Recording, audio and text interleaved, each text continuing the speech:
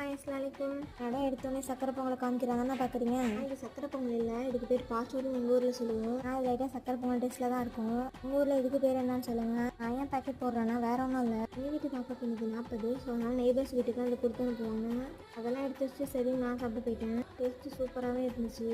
எங்கள் வீட்டு பாப்பாக்கு நீங்கள் இந்த ட்ரெஸ் தான் போட்டுக்கிட்டோம். எனக்கு இன்னைக்கு எங்கள் கிளாஸில் வேணால் அம்மா தான் எல்லா வேலையும் பார்த்தாங்க. எனக்கு எங்கள் வீட்டில் லஞ்சுக்கு நெய் சோறு, தால்ச்சா, சிக்கன், அப்புறம் கத்திரிக்காய் பச்சடி இதான் பண்ணியிருந்தாங்க. அம்மாவுக்கு இன்றைக்கி ரவாடை ஆர்டர் இருந்துச்சு. ஸோ நான் அதை ஹெல்ப் பண்ண போயிட்டேன். நைட்டு 9 மணிக்கு வந்து தான் ஸ்டார்ட் பண்ணோம்.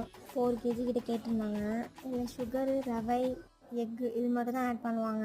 எல்லாத்தையுமே நைஸாக அரைச்சிட்டு அதுக்கப்புறம் எல்லாமே ஒன்றா போட்டு மிக்ஸ் பண்ணணும். என்ன ஒரு தொல்லைன்னா கைவிடாமல் கலக்கணும். அதுதான் பெரிய டாஸ்க். இதில் வேக வைக்கிறப்போ வெறும் நெய் மட்டும் தான் ஆட் பண்ணுவாங்க, அதை தண்ணியாக ஆட் பண்ண மாட்டாங்க. அதுக்கப்புறம் அதை போட்டு கிண்டி முடிச்சுட்டு கொஞ்சம் கட்டியான பதம் வந்ததுக்கப்புறம் ஒரு சட்டியில் மண் வச்சு அதுக்கு மேலே இதை வச்சுருவாங்க. எல்லாத்தையும் பண்ணி முடிக்கிறதுக்கே மணி 2 கிட்ட ஆயிடுச்சு. இதோட அப்புறம் நம்ம அடுத்த வீடியோவில் பார்க்கலாம்.